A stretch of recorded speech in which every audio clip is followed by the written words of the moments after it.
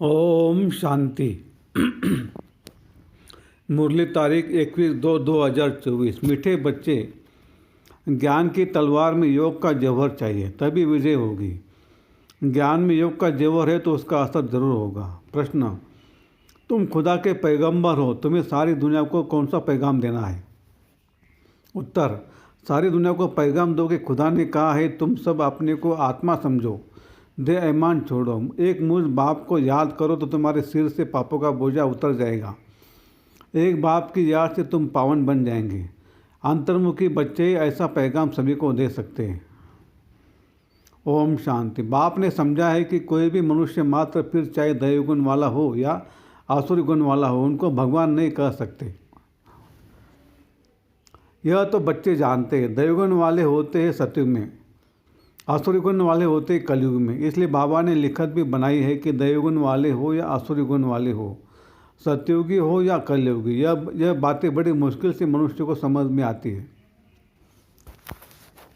बहुत अच्छी रीति समझा सकते हो। सीढ़ी पर तुम्हारे ज्ञान के बाण बहुत अच्छे हैं, परंतु उसमें जौहर चाहिए। जैसे तलवार में भी जौहर होता है। कोई बहुत तीखे जौहर वाले होते हैं। जैसे गुरु गोविंद सिंह की तलवार विलायत चली गई, उस तलवार को लेकर परिक्रमा देते हैं, बहुत साफ रखते हैं। कोई 2 पैसे की तलवार भी होती है जिसमें जौहर होता है, वह बहुत तीखी होती है, उनका दाम बहुत होता है।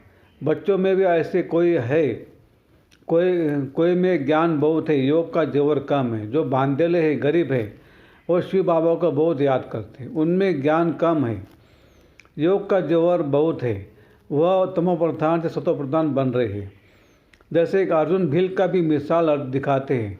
अर्जुन से भी भील तीखा हो गया बाण मारने में। अर्जुन अर्थात जो घर में रहते, रोज सुनते हैं, उनसे बाहर रहने वाले तीखे हो जाते हैं।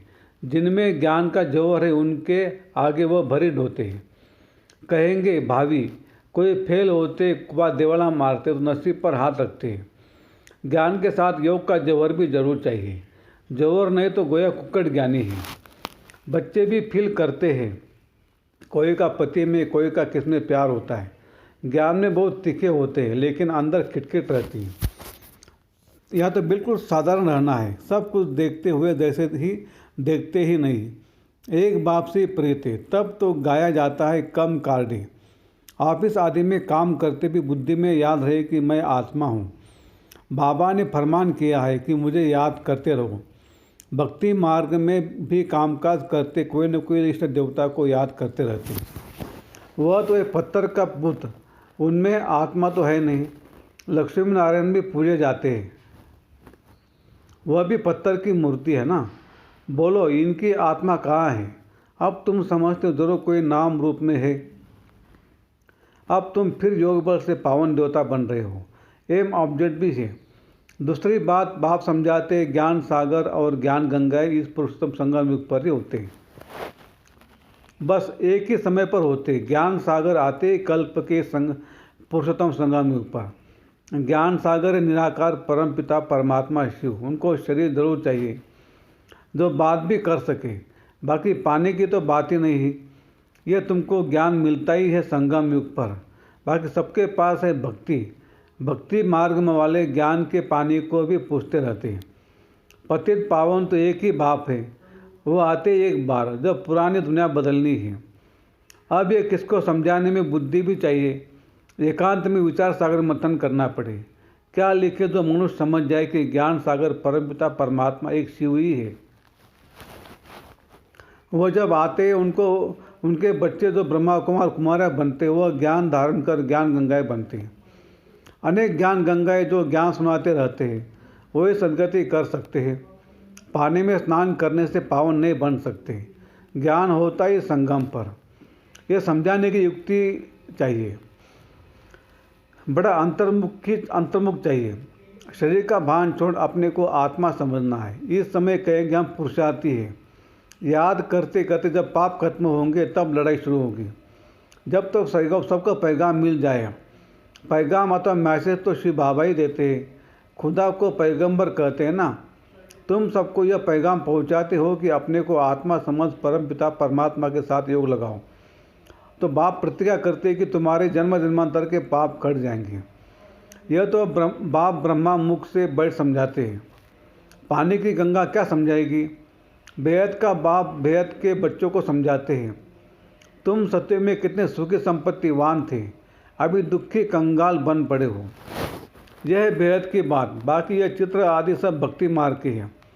यह भक्ति मार्ग की सामग्री बननी है। शास्त्र पढ़ना, पूजा करना, यह भक्ति है ना। मैं थोड़ी शास्त्र आदि पढ़ाता हूँ। मैं तो तुम पतितों को पावन बनाने के लिए ज्ञान सुनाता हूँ कि अपने को आत्मा समझो। अभी आत्मा और शरीर दोनों ही पति थे। अब बाप को याद करो तो तुम यह देवता बन जाएंगे। देह के सर्व पुराने संबंधियों से ममत्व मिट जाए। गाते भी है, आप आएंगे तो हम और कोई की भी नहीं सुनेंगे। एक आपसे सब संबंध जोड़ेंगे और सब देहधारियों को भूल जाएंगे। अब बाप तुमको अपना वायदा याद कराते हैं। बाप कहते मेरे साथ योग लगाने से तुम्हारे विकार विनाश होंगे। तुम नई दुनिया के मालिक बन जाएंगे। यह है एम ऑब्जेक्ट। राजाओं के साथ प्रजा भी जरूर बननी है। राजाओं को दास दासियाँ भी चाहिए। बाप सब बातें समझाते रहते हैं। अच्छी तरह योग में नहीं रहेंगे, दैवगुण धारण नहीं करेंगे तो वो इस पद कैसे पाएंगे। घर में कोई न कोई बात पर झगड़ा कलह होती है ना। बाप लिख देते तुम्हारे घर में कलह है, इसलिए ज्ञान ठहरता नहीं। बाबा पूछते स्त्री पुरुष दोनों ठीक चलते हैं? चलन बड़े अच्छे चाहिए, क्रोध का अंश भी न रहे। अब तो दुनिया में कितना हंगामा और अशांति है। तुम्हारे में बहुत ज्ञान योग में तीखे हो जाएंगे तो और भी बहुत याद करने लग पड़ेंगे। तुम्हारी प्रैक्टिस भी अच्छी हो जाएगी और बुद्धि भी विशाल हो जाएगी। बाबा को छोटे चित्र इतने पसंद नहीं आते, सब बड़े बड़े चित्र हो। बाहर मुख्य स्थानों पर रखो, जैसे नाटक के बड़े बड़े चित्र रखते हैं ना। अच्छे अच्छे चित्र बनाओ जो बिल्कुल ख़राब ना हो। सीढ़ी भी बहुत बड़ी बड़ी बनाकर ऐसी जगह रखो जो सबकी नज़र पड़े। सीट पर ही रंग आदि ऐसा मजबूत हो जो पानी व धूप में खराब न हो। मुख्य स्थानों पर रख दो। वह कहा एग्जीबिशन होती है तो मुख्य बड़े 2-3 चित्र ही काफ़ी है। यह गोला भी वास्तव में दीवार जितना बनना चाहिए। बल 8-10 आदमी उठाकर रखे, कोई भी दूर से देखे तो एकदम क्लियर मालूम पड़ जाए। सतयुग में तो और सब इतने धर्म होते नहीं, वह तो आते ही बाद में है। पहले तो स्वर्ग में बहुत थोड़े मनुष्य होते हैं। अब स्वर्ग है या नरक, तुम इस पर बहुत अच्छी तरह समझा सकते हो। जो आए उनको समझाते रहो। बड़े बड़े चित्र हो, कैसे पांडवों के बड़े बड़े बुत बनाते हैं। तुम भी पांडव हो ना। शिव बाबा तो संगम पर पढ़ाते हैं। वह श्री कृष्ण है, सतयुग का फर्स्ट प्रिंस। तुम समझाते समझाते अपने राज्य स्थापन कर लेते हो। कोई पढ़ते पढ़ते छोड़ देते हैं। स्कूल में भी कोई नहीं पढ़ सकते तो पढ़ाई छोड़ देते हैं। यहाँ भी बहुत है जिन्होंने पढ़ाई को छोड़ दिया है। फिर वह स्वर्ग में नहीं आएंगे क्या? मैं विश्व का मालिक, मेरे से कोई 2 अक्षर भी सुने तो भी स्वर्ग में जरूर आएंगे। आगे चलकर ढेर सुनेंगे। यह सारी राजधानी स्थापन होती है। कल पहले मिसल। बच्चे समझते हमने अनेक बार राज्य लिया है फिर गंवाया है। जैसे हीरे जैसा थे फिर कौड़ी जैसा बने हैं। भारत हीरे मिसल था, अभी फिर क्या हुआ? भारत तो वही होगा ना। इस संगम को पुरुषोत्तम युग कहा जाता है। उत्तम थे उत्तम पुरुष भी है, बाकी सब है कनिष्ठ। जो पूज्य थे वही फिर पुजारी बने हैं। सूर्य जन्म लेते हैं, वह शरीर भी खत्म हो गए। आत्मा भी तमोप्रधान हो गई। जब सतोप्रधान है तब तो पूछते ही नहीं, चैतन्य में है। अब तुम शिव बाबा को चैतन्य में याद करते हो, फिर पुजारी बनेंगे तो पत्थर को पूजेंगे। अब बाबा चैतन्य है ना, फिर उनकी ही पत्थर की मूर्ति बनाकर पूजते रहते हैं। रावण राज्य में भक्ति शुरू होती है। आत्माएं वही है, भिन्न भिन्न शरीर धारण करती है। ये नीचे गिरने से भक्ति शुरू होती है। बाबा फिर आकर ज्ञान देते तो दिन शुरू हो जाता है। ब्राह्मण तो देवता बन जाते। अब तो देवता नहीं कहेंगे। ब्रह्मा तो सतयुग में होता नहीं, यहाँ ब्रह्मा तपस्या कर रहे हैं। मनुष्य है ना, शिव बाबा को शिव ही कहा जाता है।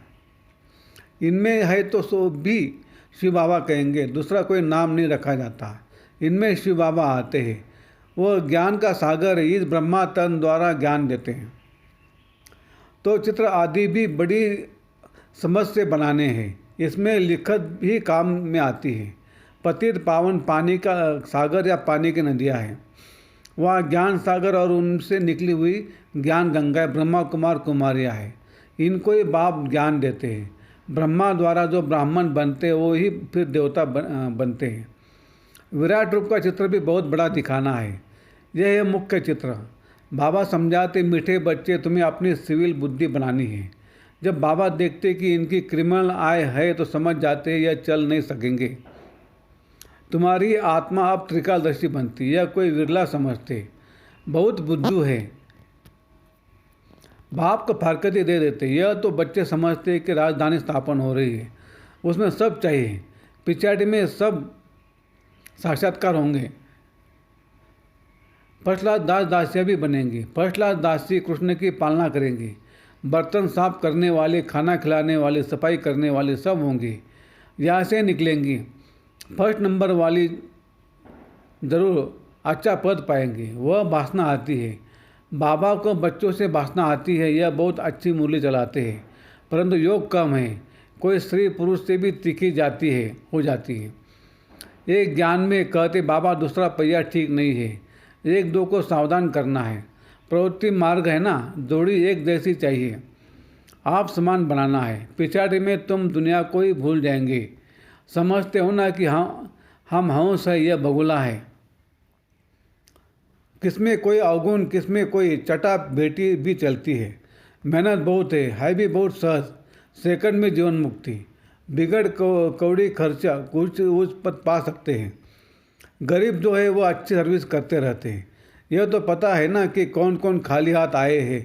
बहुत कुछ ले आने वाले आज है नहीं, और गरीब बहुत है वो मर्तबा पा रहे हैं। अच्छा, मीठे मीठे सिगलते बच्चों प्रति माता पिता बाप दादा का याद प्यार और गुड मॉर्निंग। रूहानी बाप की रूहानी बच्चों को नमस्ते। हम रूहानी बच्चों की रूहानी बाप दादा को याद प्यार, गुड मॉर्निंग और नमस्ते। शुक्रिया बाबा, शुक्रिया आपका, लाख लाख शुक्रिया। Thank you thank you thank you. कम बोलेंगे, धीरे बोलेंगे, मीठा बोलेंगे, सोच समझ कर बोलेंगे, तोल तोल के बोलेंगे और खुशी खुशी से घर जाएंगे। धारणा के लिए मुख्य सार। एक, ज्ञान तलवार में याद का जबर भरने के लिए कर्म करते अंतर्मुखी बन अभ्यास करना है कि मैं आत्मा हूँ। मुझ आत्मा को बाप का फरमान है कि निरंतर मुझे याद करो। एक बाप से सच्ची प्रीत रखो। दे और दे के संबंधियों से ममत्व निकाल दो। 2, प्रवृत्ति में रहते एक दो को सावधान कर होश बन ऊंच पद लेना है। क्रोध का अंश भी निकाल देना है, अपनी सिविल बुद्धि बनानी है। वरदान, साक्षी हो कर्मेंद्रियों से कर्म कराने वाले कर्तापन के भान से मुक्त अशरीर भव। जब चाहो शरीर में आओ और जब चाहो अशरीर बन जाओ। कोई कर्म करना है तो कर्मेंद्रियों का आधार लो, लेकिन आधार लेने वाली मैं आत्मा हूँ यह नहीं भूले। करने वाली नहीं हूँ, कराने वाली हूँ। जैसे दूसरों से काम कराते हो तो उस समय अपने को अलग समझते हो, वैसे साक्षी हो कर्मेंद्रियों से कर्म कराओ तो कर्तापन के भान से मुक्त अशरीर बन जाएंगे। कर्म के बीच बीच में 1-2 मिनट भी अशरीर होने का अभ्यास करो तो लास्ट समय में बहुत मदद मिलेंगी। स्लोगन, विश्व राजन बनना है तो विश्व को सका देने वाले बनो। अच्छा, ओम शांति शांति शांति। शुक्रिया बाबा, शुक्रिया आपका, लाख लाख शुक्रिया। Thank you.